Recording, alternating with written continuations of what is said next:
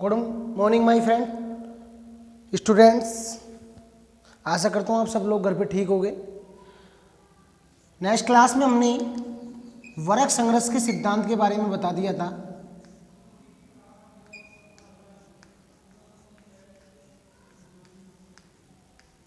कि शक्ति संरचना में जो पहला सिद्धांत था वो तो वर्ग संघर्ष, जो कार्ल मार्क्स के द्वारा दिया गया।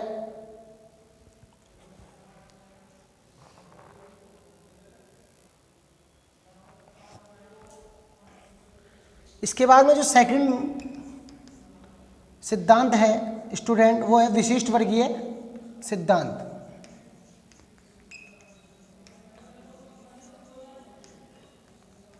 अब इस विशिष्ट वर्गीय सिद्धांत के बारे में चर्चा करते हैं थोड़ी सी। कि इस विशिष्ट वर्गीय सिद्धांत में भी शक्ति विभाजन के दो वर्ग बताए गए। पहला वर्ग विशिष्ट वर्ग, दूसरा वर्ग सामान्य वर्ग। जैसे वर्ग संघर्ष के सिद्धांत में दो वर्ग बताए गए थे, बुर्जुआ वर्ग और सर्वा वर्ग। अर्थात आर्थिक रूप से जो मजबूत वर्ग था वो था बुर्जुआ वर्ग, और जो कमजोर वर्ग था वो था सर्वारा वर्ग। वैसे ही इसमें आर्थिक के साथ योग्यता और सामर्थ्य को भी शामिल किया गया विशिष्ट वर्ग के सिद्धांत में। और दो वर्ग बताए गए, विशिष्ट वर्ग और सामान्य वर्ग। विशिष्ट वर्ग में राजनेता, डॉक्टर, वकील, उद्योगपति आदि को शामिल किया गया। और इस विशिष्ट वर्ग के सिद्धांत का जो वर्णन है वो 3 पुस्तकों में मिलता है, जिनके लेखक है विल्फ्रेड प्रोटो। उनकी पुस्तक है the mind in society. Gaetano Mosca, उनकी पुस्तक है द रूलिंग क्लासेज। और रॉबर्ट मिशल्स की पुस्तक है द पॉलिटिकल पार्टीज। तो लिखना शुरू कीजिए। विशिष्ट वर्गीय सिद्धांत में शक्ति विभाजन के दो वर्ग बताए गए। पहला वर्ग विशिष्ट वर्ग,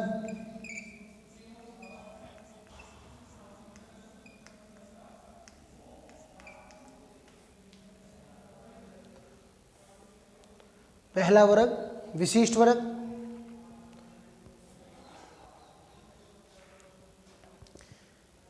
विशिष्ट वर्ग शक्तिशाली लोगों का समूह। विशिष्ट वर्ग शक्तिशाली लोगों का समूह जिसमें डॉक्टर, वकील, राजनेता, उद्योगपति आदि को शामिल किया गया। जिसमें डॉक्टर, उद्योगपति,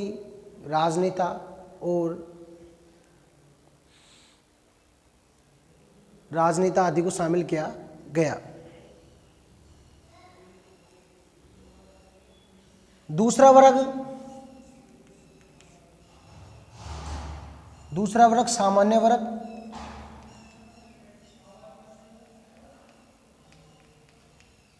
इसमें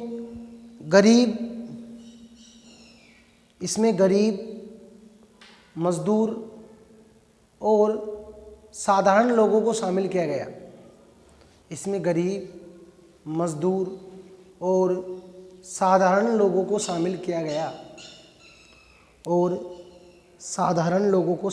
गया। इस सिद्धांत की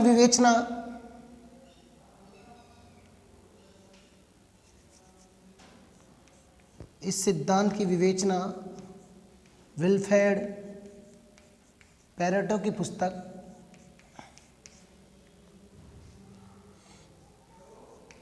द माइंड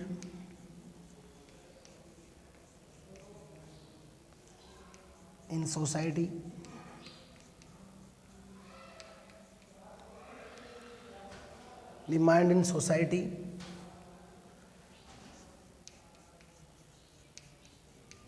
गीतानो मोस्का की पुस्तक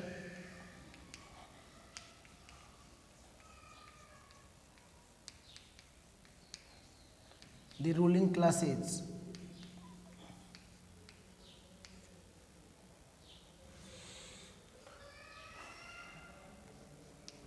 रॉबर्ट मिशेल्स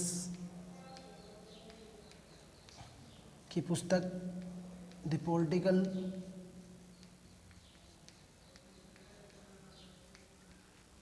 पार्टीज। परीक्षा में कई बार क्वेश्चन बन जाता है कि विशिष्ट वर्गीय सिद्धांत की विवेचना किन पुस्तकों में की गई। The mind in society, Vilfredo प्रोटिस के लेखक हैं। Gaetano Mosca, the ruling classes, Robert Michels, the political parties. इन तीनों पुस्तकों में विशिष्ट वर्गीय सिद्धांत का वर्णन मिलता है।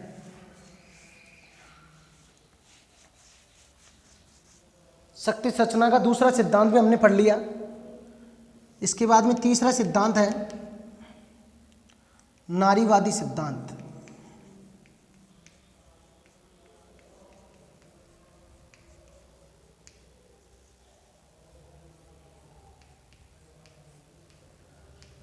नारीवादी सिद्धांत में जो शक्ति के विभाजन का आधार बताया गया वो लैंगिक आधार बताया गया। क्या बताया? लैंगिक। अगर लिंग के आधार पर शक्तियों का विभाजन, जिसमें पुरुषों का वर्चस्व किसके ऊपर है? महिलाओं का।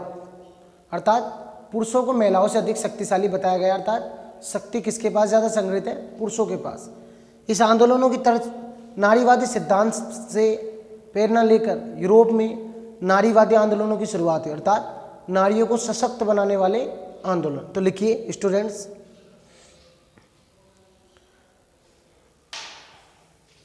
नारीवादी सिद्धांत में शक्ति के विभाजन का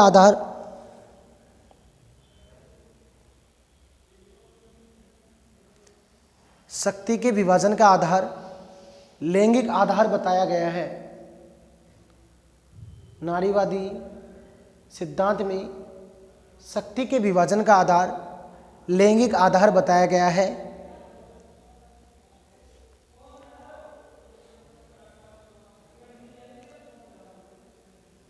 इस सिद्धांत के अनुसार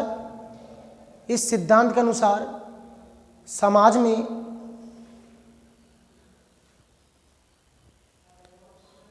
में पुरुषों का महिलाओं पर वर्चस्व है।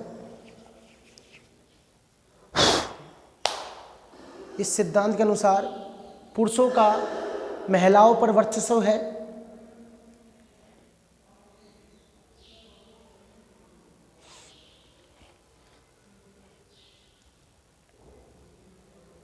नारीवादी सिद्धांत से यूरोप में नारीवादी आंदोलनों की शुरुआत हुई। यूरोप में नारीवादी आंदोलनों की शुरुआत हुई।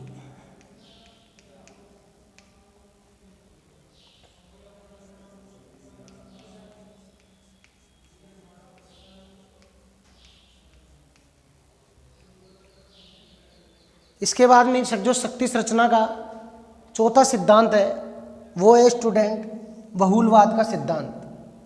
बहुलवाद का सिद्धांत इन तीनों सिद्धांतों से अलग है। एक तरफ ये तीनों सिद्धांत शक्ति विभाजन के दो वर्ग मानते हैं, अर्थात शक्ति का विभाजन समाज में दो वर्गों में है। लेकिन बहुलवाद का मानना है कि शक्ति छोटे छोटे रूप में अनेक जगह बटी हुई है, अर्थात शक्ति एक हाथ में न होकर अनेक आंखों से गुजरती है। तो लिखिए स्टूडेंट्स बहुलवाद का सिद्धांत।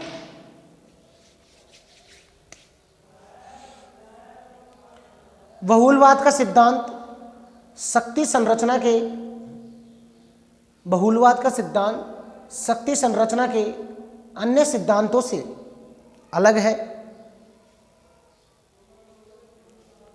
बहुलवाद का सिद्धांत शक्ति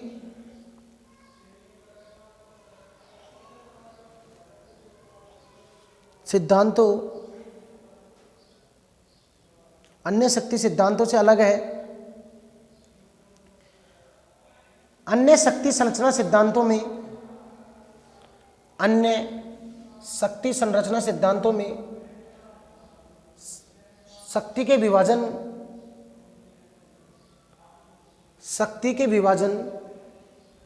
के दो आधार बताए गए हैं।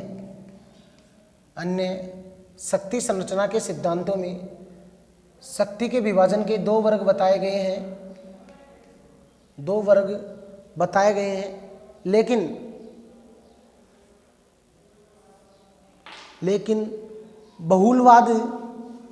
लेकिन बहुलवाद सिद्धांत में यह माना गया है कि, लेकिन बहुलवाद सिद्धांत में यह माना गया है कि शक्ति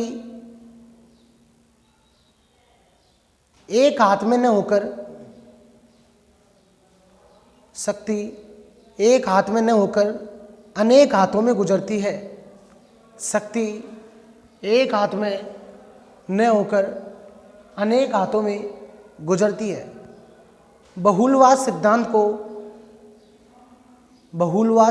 को लोकतांत्रिक शासन व्यवस्था में, बहुलवाद सिद्धांत को लोकतांत्रिक शासन व्यवस्था में प्रमुखता दी गई है।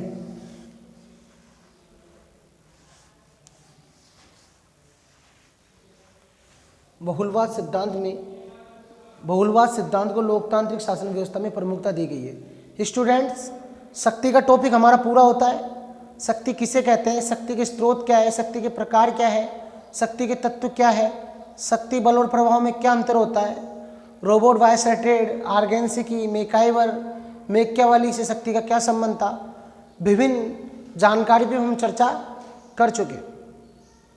आशा करता हूँ, उम्मीद करता हूँ आप इसे रिवाइज करोगे तो आपको और भी अच्छी तरीके से समझ में आ जाएगा और आपको याद भी हो जाएगा।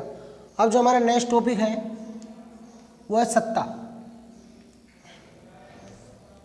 सत्ता क्या है, सत्ता पालन के आधार क्या है, सत्ता के कितने प्रकार होते हैं, सत्ता का निर्माण कैसे होता है, सत्ता प्रभावशाली कैसे होती है, सत्ता को वेदित कैसे बनाया जा सकता है।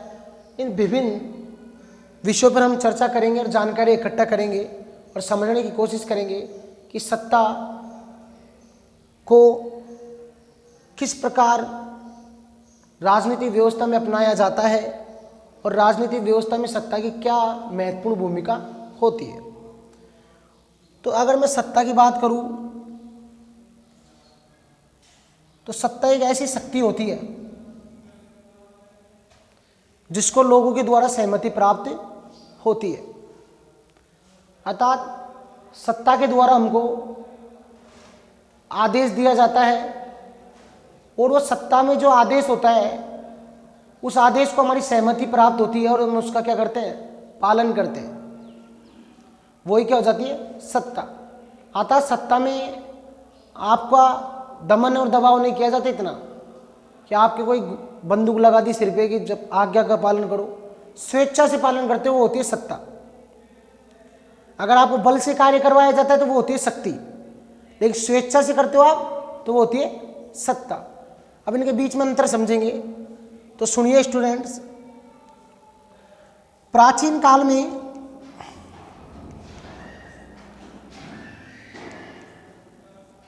जो शासन का आधार होता था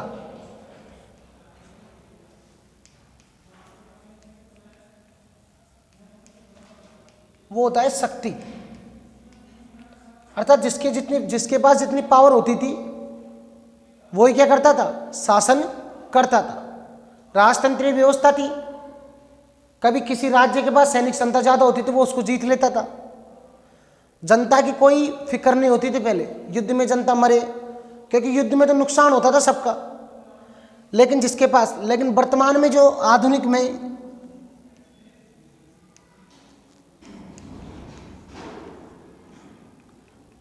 काल में जो शासन का आधार है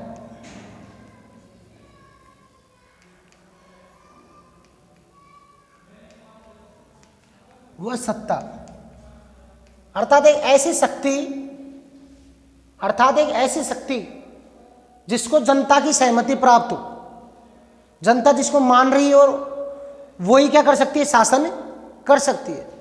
बल या दबाव वाली शक्ति ज्यादा दिनों तक नहीं चल सकती, नहीं टिक सकती, स्थिर नहीं रह सकती है। इसलिए एक ऐसी शक्ति जिससे लोगों को सहमति प्राप्त हो, जहां लोगों की सहमति प्राप्त होती है वो क्या कहलाती है, वेदता। एक ऐसी सहमति जो लोगों द्वारा राजनीतिक व्यवस्थाओं को दी जाती है वो कहलाती है वेदता। अर्थात शक्ति के साथ जब वेदता जुड़ जाती है वो क्या बन जाती है, सत्ता। अर्थात वेद शक्ति क्या है, सत्ता। ऐसी शक्ति जो लोगों का कल्याण करने वाली हो, खुशहाली करने वाली हो, न्याय लाने वाली हो, उसी को क्या माना गया है? सत्ता। तो स्टूडेंट लिखिए, सत्ता, सत्ता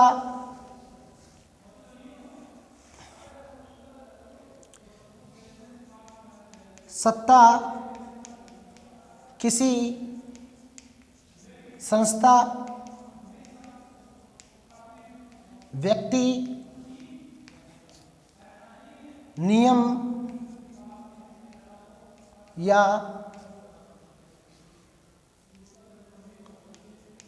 आदेश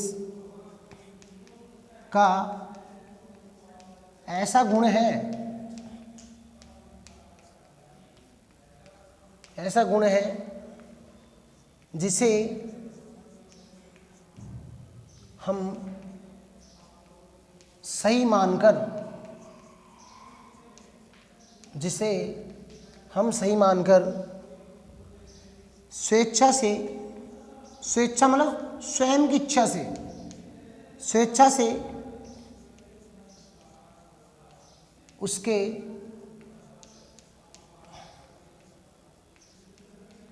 निर्देशों का पालन करते हैं। अर्थात सत्ता के द्वारा किया गया कार्य लोगों को लगना चाहिए कि हमारा भलाई करने वाला है। अगर उनकी भलाई करने वाला तो स्वयं क्या कर लेंगे, वो उनके निर्देशों का पालन कर देंगे। भाई ये कार्य होना चाहिए। जैसे अभी सत्ता के द्वारा आदेश दिया गया, वर्तमान 2020 की बात करता हूँ, कि 23 मार्च से लॉकडाउन हो जाएगा देश में, कोई व्यक्ति घर से बाहर नहीं निकलेगा।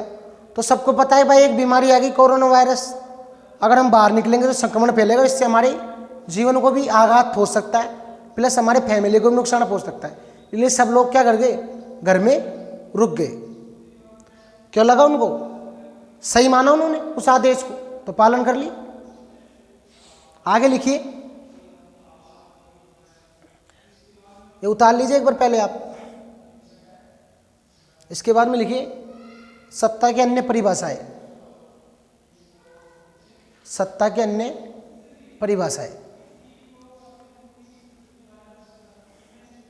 लिखिए। सबसे पहले रोबोट बाय सर्टेड के अनुसार, रोबोट बाय सर्टेड के अनुसार सत्ता, सत्ता शक्ति के प्रयोग का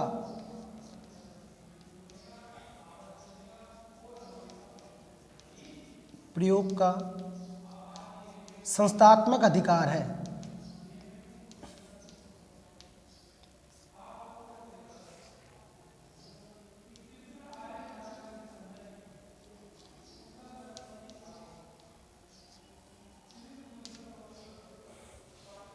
सत्ता शक्ति के प्रयोग का संस्थात्मक अधिकार है। रोबोट बाय सर्टेड के अनुसार ये सत्ता की परिभाषा दी गई। रोबोट बाय सर्टेड को हम पहले भी पढ़ चुके शक्ति की परिभाषा में, कि शक्ति बल प्रयोग की योग्यता है, न कि उसका वास्तविक प्रयोग।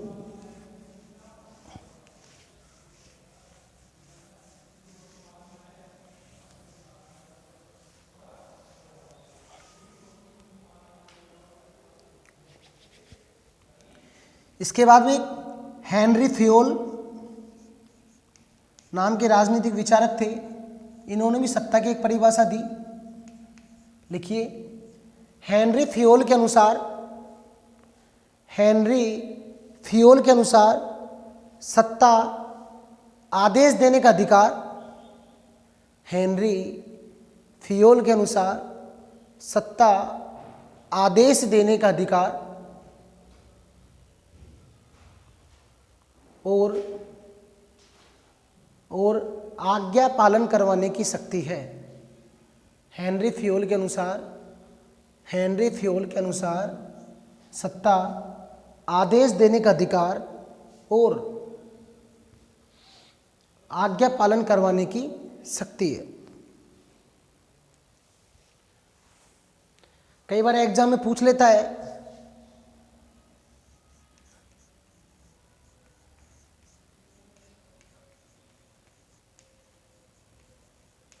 शक्ति प्लस वेदता बराबर सत्ता, इसको समझाइए। तो शक्ति प्लस वेदता बराबर सत्ता, तो इसमें लिखिए जब शक्ति को वेदता अर्थात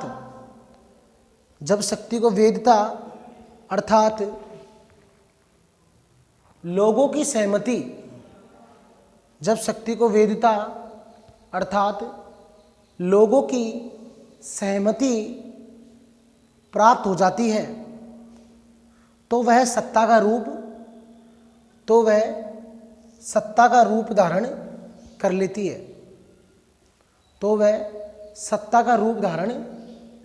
है,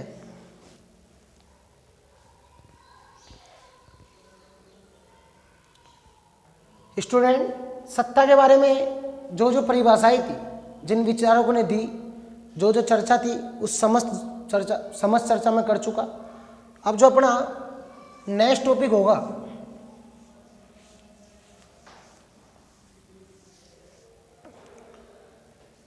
वो होगा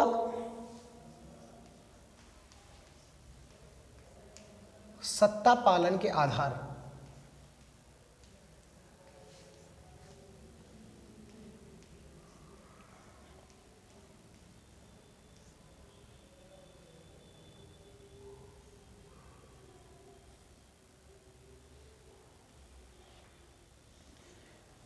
ये प्रश्न बनता है कि सत्ता का पालन क्यों किया जाता है, ऐसे क्या कारण है, क्या रीजन है जिससे हम सत्ता के आदर्शों का पालन करते हैं, क्या आधार है। तो सत्ता पालन के 4 आधार बताए गए हैं। पहला है विश्वास,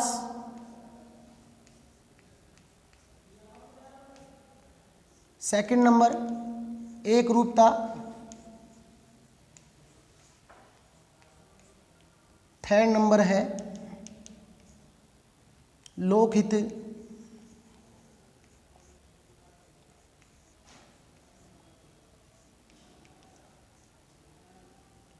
चौथा है दबाव।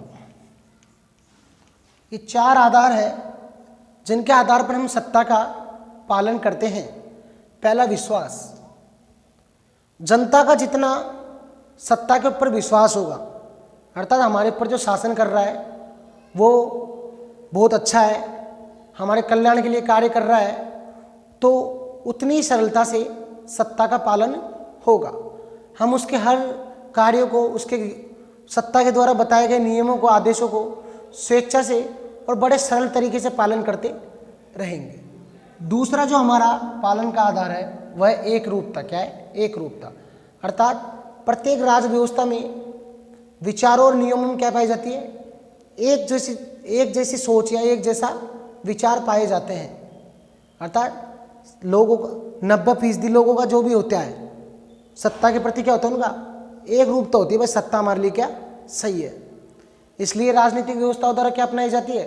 विचारधारा है। क्या अपनाई जाती है? विचारधारा है, जिससे सब लोग एक सा सोचे। उदारवाद, समाजवाद, मार्क्सवाद, साम्यवाद विश्व की प्रमुख विचारधाराएं हैं। हर राज व्यवस्था, प्रत्येक देश में एक राज व्यवस्था होती है, शासन की प्रणाली होती है, उसमें एक विचारधारा पाई जाती है। जैसे भारत में उदारवादी, समाजवादी, मिश्रित अर्थव्यवस्था है भारत में। कैसी है? मिश्रित अर्थव्यवस्था। तीसरा जो पालन का आधार है वो लोकहित। क्या है? लोकहित, कि कुछ सत्ता का पालन हम इसलिए भी करते हैं कि दंड की वजह से नहीं करते कि हम पालन नहीं करेंगे नियमों का तो हमें दंड मिलेगा। हम करते हैं उसके लिए लोकहित के लिए, कि उन नियमों का पालन करने से लोगों का भी क्या हो रहा है? भला हो रहा है। जैसे आयकर जमा करवाना और यातायात के नियमों का पालन करना, ये सब लोकहित सत्ता में आते हैं। किस में आते हैं? लोकहित सत्ता। इसके बाद में चौथा पालन का आधार है दबाव। सत्ता में कुछ लोग ऐसे होते हैं जिन पर अन्य आधारों का कोई प्रभाव नहीं पड़ता, अर्थात विश्वास, एक रूपता, लोकहित, उनके कोई फर्क नहीं पड़ता, तो वो कौन सी भाषा समझते हैं? दमन एवं दबाव की भाषा समझते हैं। तो लिखिए स्टूडेंट, टॉपिक डालिए सत्ता पालन के आधार। इसमें लिखिए सत्ता पालन के 4 आधार बताए गए हैं। सत्ता पालन के 4 आधार बताए गए हैं।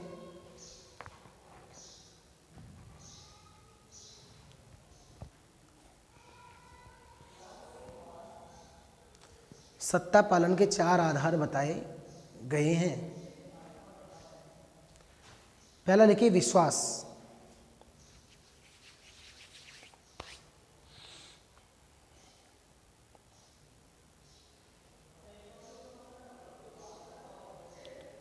इसमें लिखिए जनता का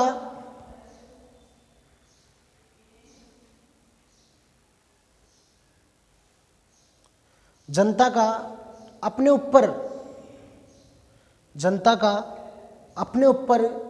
शासन करने वाली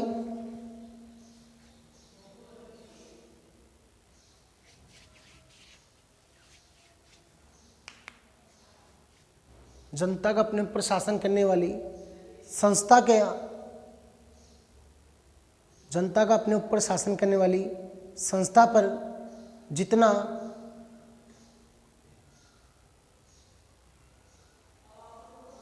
अधिक विश्वास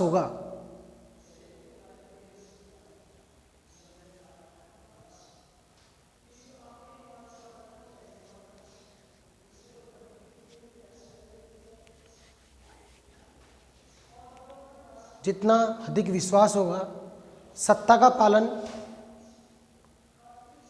का पालन उतनी ही सरलता से होगा। सत्ता का पालन उतनी ही सरलता से होगा।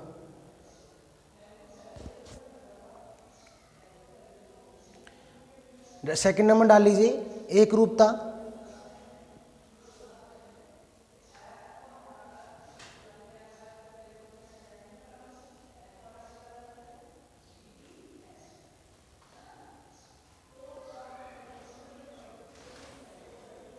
जब जनता के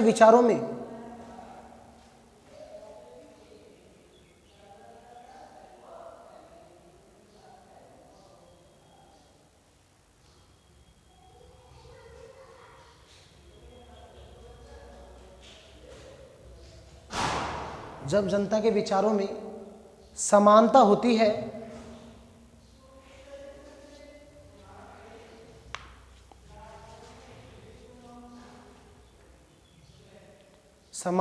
है सत्ता के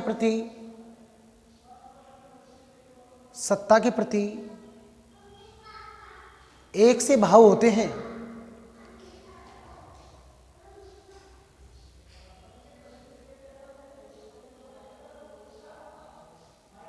सत्ता के प्रति एक से भाव होते हैं। इस एकरूपता से भी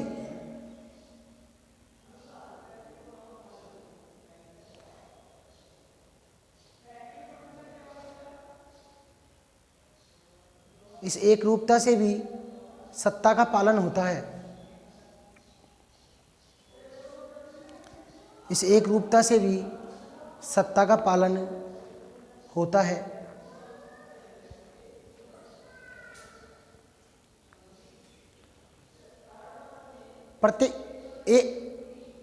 एकरूपता को स्थापित करने के लिए प्रत्येक राज्य व्यवस्था द्वारा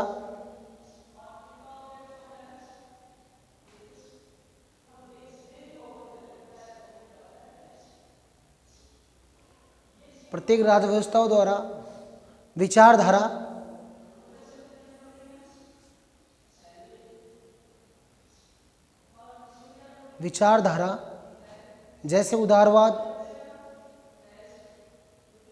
उदारवाद, समाजवाद आदि को अपनाया जाता है।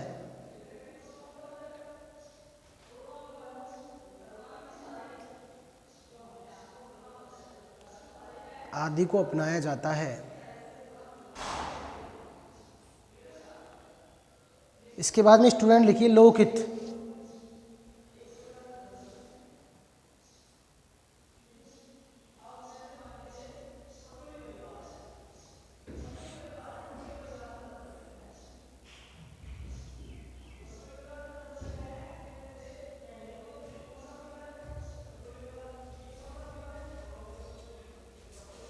ठीक है।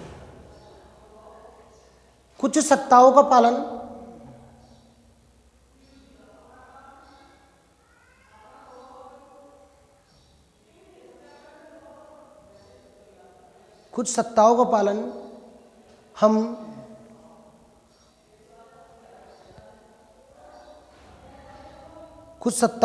हम दंड के वैसे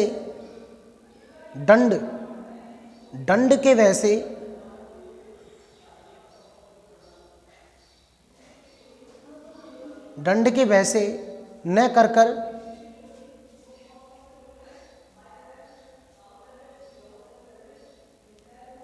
लोकहित के बढ़ावे के लिए करते हैं। लोकहित के बढ़ावे के लिए करते हैं। लोकहित के बढ़ावे के लिए करते हैं। जैसे आयकर भरना,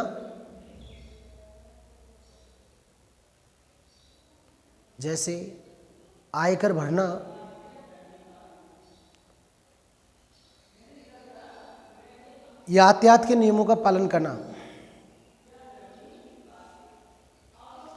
यातायात के नियमों का पालन करना,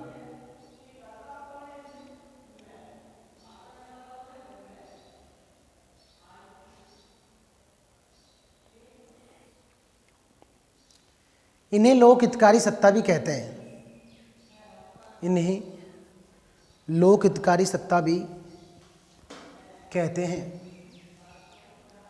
स्टूडेंट्स, कई बार परीक्षा में प्रश्न आ जाता है ये कि लोकहितकारी सत्ता किसे कहते हैं, तो आप ऐसे उत्तर दे सकते हो कि ऐसी सत्ता जिनका पालन हम दंड के वैसे न कर लोकहित के बढ़ावे के लिए करते हैं, जैसे यातायात के नियमों का पालन करना, आयकर जमा करवाना या भरना। ये किस में आते हैं? लोकहितकारी सत्ता में। इसके बाद में जो चौथी सत्ता पालन का चौथा आधार है वो है दबाव। कौन सा है? दबाव। उतारिए इसे।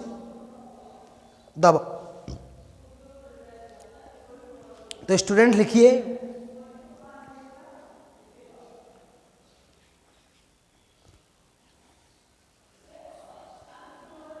शासन व्यवस्था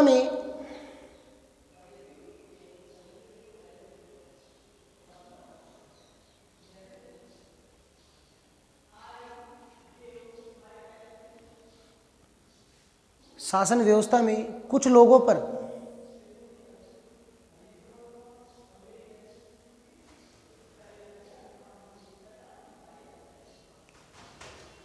सत्ता के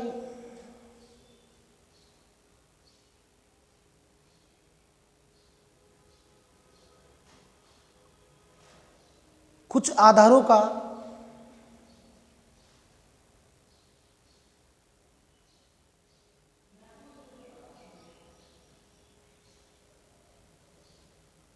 प्रभाव नहीं पड़ता है,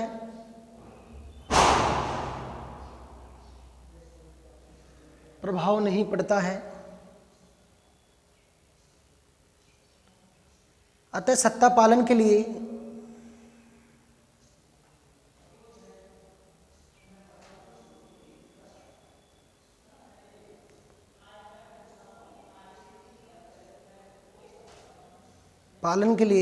उन्हें दमन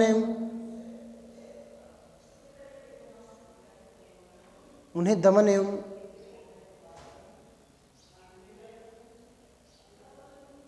दबाव की भाषा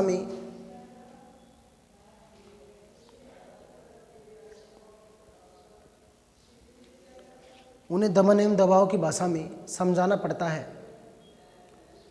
उन्हें दमन और दबाव की भाषा में समझाना पड़ता है। तो स्टूडेंट्स, सत्ता पालन के आधार भी हमने पूरे कर लिए। इसके 4 आधार होते हैं: विश्वास, एकरूपता, लोकहित और दबाव। अब जो हमारे नेक्स्ट टॉपिक हो गए वो हो गए सत्ता पालन के सत्ता के प्रकार, इसके बाद में वेदता। वेदता किससे कहते हैं, कहाँ से उसकी उत्पत्ति हुई, क्या उसकी परिभाषा है, और वेदता शक्ति और सत्ता में क्या संबंध है। इन विभिन्न टॉपिकों पर हम चर्चा हमारी नेक्स्ट क्लास में करेंगे। आज के लिए स्टूडेंट इतना ही। आशा करता हूँ, उम्मीद करता हूँ आप सब लोग घर पे ठीक होगे और अपना अध्ययन कार्य कर रहे होगे।